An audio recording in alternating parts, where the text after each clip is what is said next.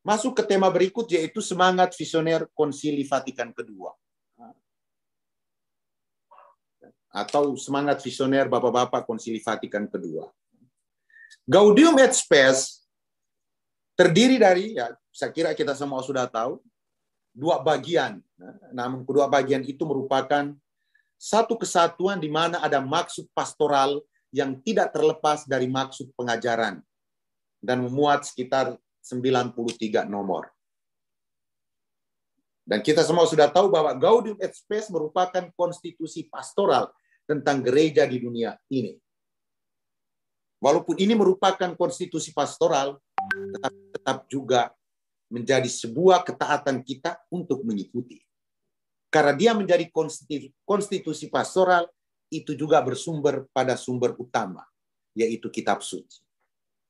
Sebagai konstitusi pastoral, maka cakupan Gaudium et Spes soal inkulturasi tidak hanya semata liturgi, melainkan semua hal yang mencakup kehidupan gereja dan umat manusia. Termasuk di dalamnya masalah perkawinan atau keluarga, masalah sosial ekonomi dan politik.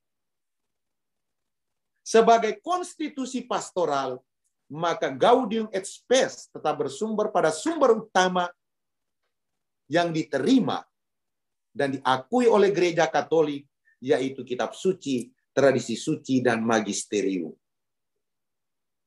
Maka sejatinya Gaudium et Spes tidak hanya dimaksudkan bagaimana sikap gereja melihat dunia ini, tetapi lebih dari itu, bagaimana gereja menerangi dunia ini dengan warisan pusaka ajaran iman dan moral gereja yang tidak pernah dihapuskan sama sekali oleh Konsili Vatikan Kedua. Maka kalau kita membaca alur Gaudium et Spes, di sana sangat nampak semangat visioner para Bapak Konsili Vatikan Kedua tentang, pertama, makna misi. Makna misi atau makna inkulturasi. Yang pertama dan utama adalah Yesus dengan segala ajarannya yang tertulis dalam kitab suci, dimaknai dalam tradisi suci, dan magisterium gereja yang menerangi dunia. Artinya, fokusnya tetap Yesus Kristus yang pendasarannya pada ajaran-ajaran gereja. Penegasan kehadiran kerajaan Allah. Ini juga menjadi penegasan kehadiran kerajaan Allah dan identitas gereja yang universal. Sekaligus penegasan ajaran-ajaran gereja yang diakui tidak hanya oleh gereja Katolik, melainkan oleh semua bangsa. Hari ini kita bisa lihat. Hari ini kita bisa lihat kok buah dari Konsili Vatikan Kedua. Kalau memang isi dari Konsili Vatikan Kedua ini mencabut seluruh dogma sebelumnya, apakah dalam tanda petik, negara-negara kemudian bisa memberikan respek terhadap gereja Katolik? Kalau orang Katolik sendiri tidak taat pada Paus, bagaimana mungkin orang lain, negara lain bisa memberikan respek kepada Paus? Jadi orang lain bisa memberikan respek pertama-tama karena ketaatan orang Katolik kepada Paus. Ketaatan kepada Paus bukan menjadikan Paus sebagai idola, tidak. Karena kalau kita menjadikan Paus sebagai idola, kita akan jatuh tadi pada like and dislike. Dan itu yang terjadi hari ini. Menjadikan idola yang sudah sejatinya tahu bahwa ajaran itu salah. Tetapi kemudian itu yang kemudian dijadikan sebagai pendasaran untuk menyerang gereja Katolik atau bahkan menyerang Paus. Dalam hal ini Paus Fransiskus. Penegasan kehadiran pewartaan kerajaan Allah oleh Yesus tidak memiliki makna jika tidak ada perjumpaan. Kerajaan Allah yang diwartakan oleh Yesus itu semakin dirasakan karena ada perjumpaan. Maka misi, kalau kita mau melihat dalam terang Gaudium et Spes, itu adalah perjumpaan. Misi adalah inkulturasi, atau inkulturasi adalah misi. Karena di sana ada perjumpaan. Dan bukan sekedar perjumpaan seyelo dan lain sebagainya, perjumpaan iman. Karena iman yang diwartakan di sana. Saya ketika ditanya mengapa pastor ikut demo, ikut pembelaan terhadap orang-orang kecil, jawaban saya singkat, karena iman, karena gereja, dan ajaran.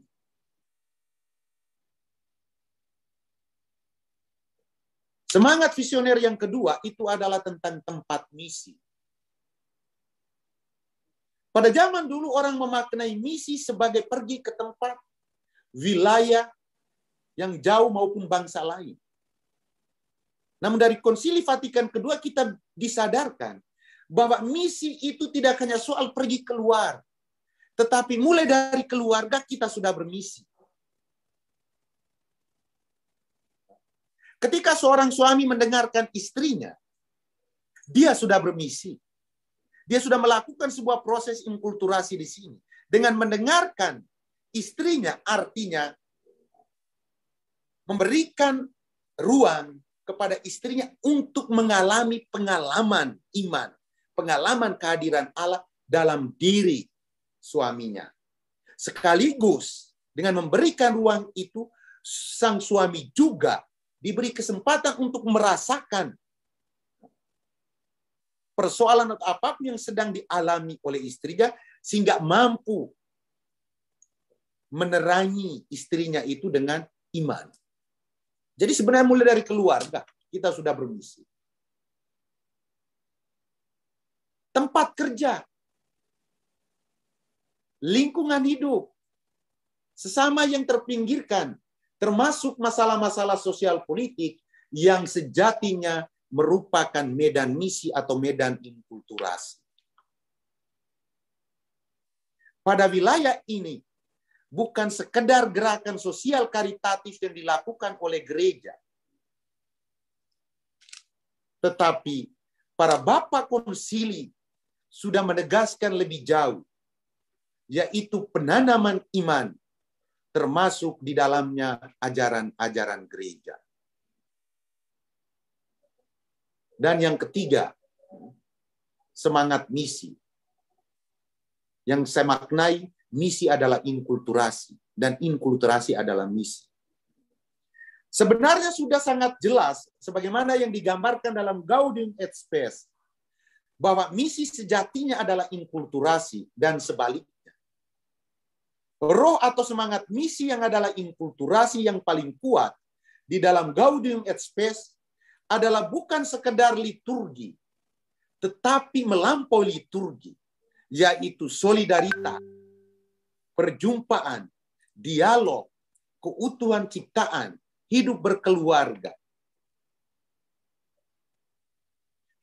Menjadi sebuah kegiatan inkulturasi, menjadi sebuah kegiatan misi, yang mana ajaran gereja yang menjadi fokus utama untuk menerangi dengan cahaya Injil.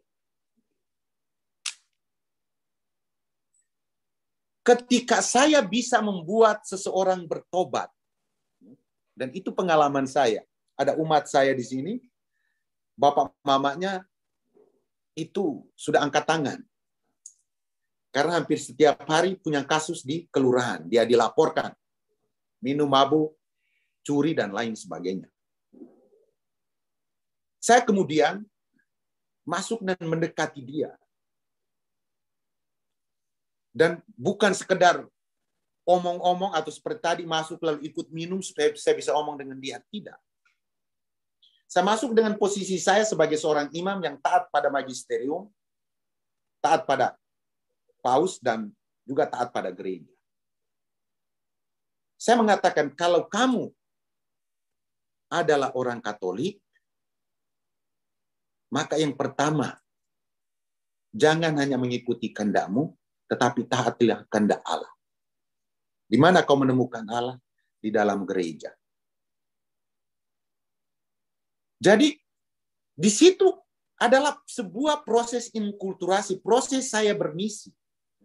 Ketika saya bisa membuat dia bertobat, itulah inkulturasi, di mana yang membuat dia bertobat bukan karena saya ikut minum mabuk dengan dia, tetapi karena saya memberikan kepadanya ajaran iman dan moral gereja.